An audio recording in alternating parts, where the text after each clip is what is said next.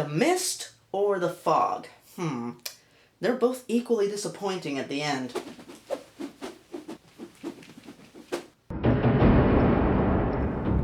The Foot. What do you assholes want? We are here to inform you that Michael Bay will be producing the next Ninja Turtles movie. We hope that you will remain uninvolved. Well, if there's anything the Nightmare on Friday remakes taught me is that his movies are okay as long as he keeps his ass out of the director's chair. But if the movie sucks, you know the rules. Anything else? Huh. A fellow chucker, eh?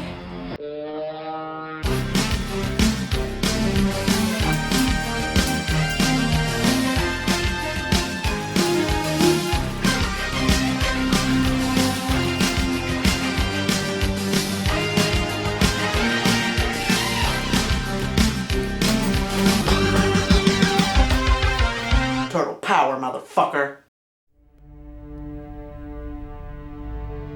In a world of uncertainty, where movie theaters are plagued by remakes and sequels, in a world where big budget movies can still suck, in this world we have the Blockbuster Buster.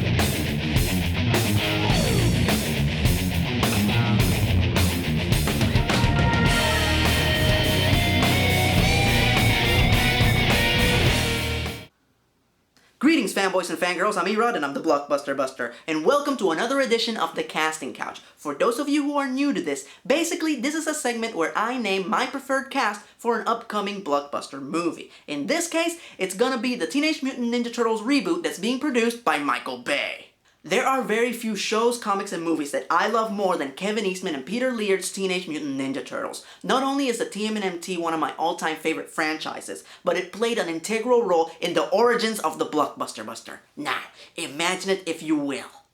It was 1989. I was a young Turtles fan and I was over at a friend's house playing video games, when suddenly, in a celebratory moment, I shouted, "Cowabunga!"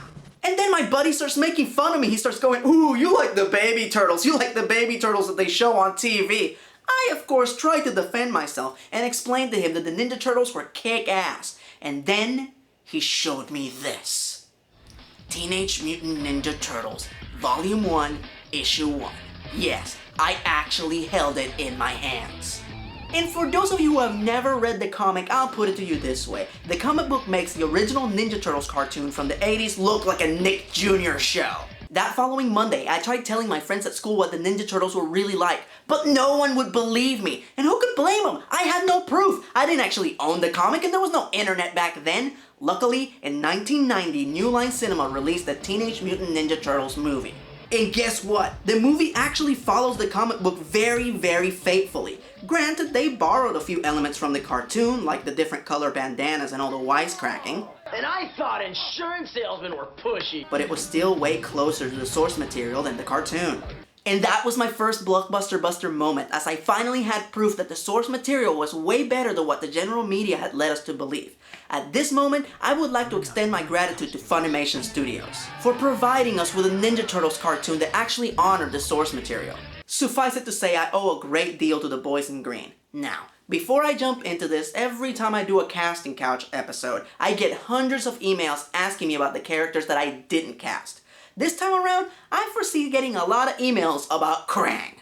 First of all, if Krang is in a Ninja Turtles movie, he should be a practical effect or an animatronic puppet. No CG. For the love of Christ, there is no reason why Krang should be computer animated. And as far as I'm concerned, only one person can do Krang's voice, and that's Pat Fraley. Personally, instead of Krang, I would rather see badass alien hunter Bishop played by Adam Baldwin. But that's just me. I know Krang has a stronger fan base, and I respect that. Alright, let's get this show on the road. I just finished talking about a villain, so let's continue the villainy with the leader of the Japanese chapter of the Foot. Karai. For those of you who don't know, Karai is the only one in the TMNT universe worthy of taking over the foot in the Shredder's absence. In the 2003 cartoon, they also revealed that she is actually the Shredder's adopted daughter. The most interesting aspect about Karai is that she is often torn between her father's evil wishes and doing the honorable thing, which is fascinating as you never know on whose side she's gonna be on in the end. And who do I choose to play this torn but badass ninja woman? C.E. Zhang. And yes, I'm fully aware that Zhang is not Japanese, but that didn't stop her from being in Memoirs of a Geisha. She is perfect to play Karai, as she is not only a convincing badass, but she has the acting chops to play such an emotionally distraught character. As Zhang has the magnificent talent of speaking volumes with her eyes, as opposed to just babbling her emotions aloud. You can't just have your characters announce how they feel. That makes me feel angry! And yes, I'm fully aware that she did play the voice of Karai in TMNT, but that was a terrible miscast. They should have had her play the live-action version, not hide her in a recording booth. Alright, let's do another villain. One that is a staple of Ninja Turtles mythology, but is still terribly underrated. Excellent! The world, as they say, is my oyster. And aren't the pearls lovely? Baxter Stockman. Yeah, interesting fact. In the original comics and in the 2003 cartoon, Baxter Stockman was black. But in the 1987 cartoon, well, if any of you know why he looks like the love child of Rick Moranis and Emmett Brown, feel free to fill me in. The one thing that they did get right is that Baxter Stockman was the inventor of the Mousers. What they got wrong is that Baxter is in no way feeble or wimpy. He is a vengeful, megalomaniacal bastard. You've seen far too much already, and, well, let's just say I have trust issues. He is the nerd that swore revenge on anyone who ever gave him a wedgie. And who do I choose to play this nerdy but devious villain? Tim Russ. Mostly known for playing the emotionless security officer Tuvok on Star Trek Voyager, we know right off the bat that Tim, being a Star Trek alumni, is already an expert at delivering lots of sci-fi psychobabble. But as a Vulcan, I have internal processes that allow me to control violent instincts. But what about the emotional and vengeful side of Baxter Stockman? Well, let's just say that the few times that Tim was allowed to show emotion on Star Trek Voyager, he made it count. The best example is the episode Meld, where Tuvok mind melds with a known murderer and inadvertently begins to exhibit some of the killer's emotional traits. It's a Laxian song my mother used to sing me as a child. I'm gonna sing it to you every day from now on. It goes... I rest my case. Alright, that's enough bad guys. Let's cast a few good guys for a change. And let's start with my all-time favorite hockey mask wearing vigilante. Casey Jones. Now, for those of you who don't know, Eastman and Laird originally intended the Ninja Turtles to be nothing more than parodies of comic books that were popular at the time. Like Daredevil. Hell, their origins are exactly the same. Knowing that, my personal theory on Casey Jones is that he is the poor man's Punisher. You know, if the Punisher couldn't afford all those guns, he would make weapons out of whatever he could find.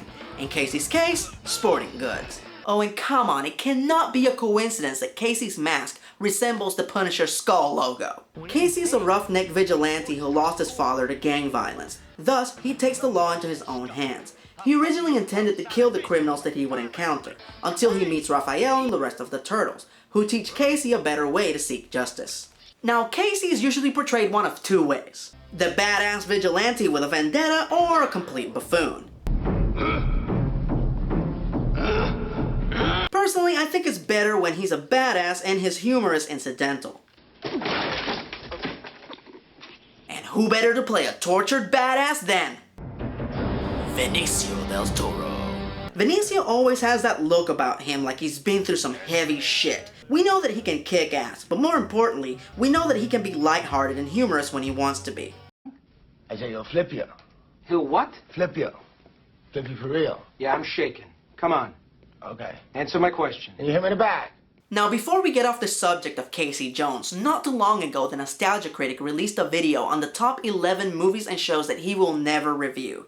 In this video, he revealed that he will never review Teenage Mutant Ninja Turtles 3.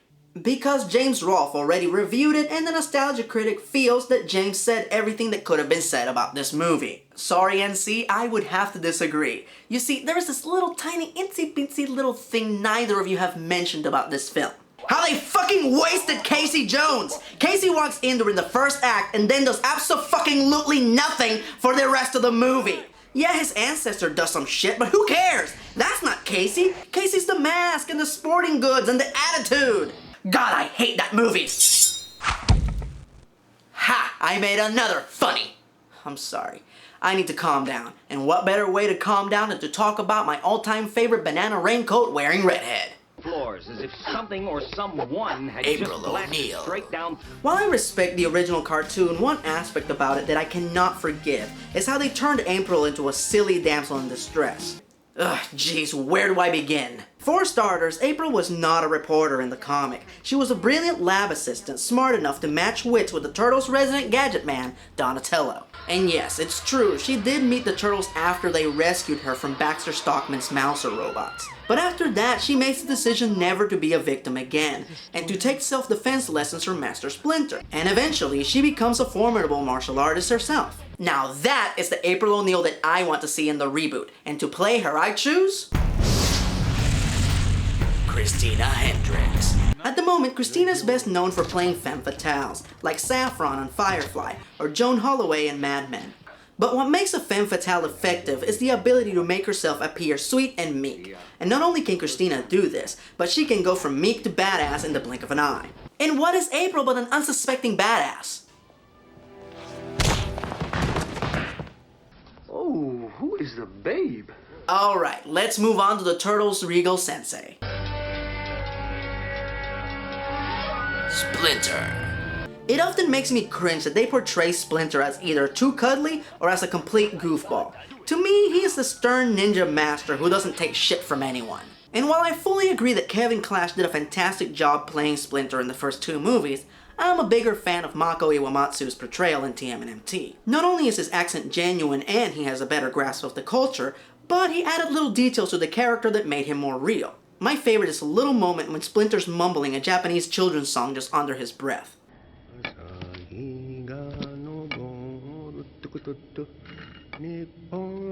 It just feels like something Splinter would really do. And who better to play a bad mother-loving ninja rodent turned sensei slash surrogate father than... Sonny Shiba. Who better to train the current action heroes than a former action hero? He's the Shadow Rider, the Street Fighter, he's Sonny fucking Shiba! Hell, did you know that he trained the cast of Kill Bill on how to properly use their katanas? I like this.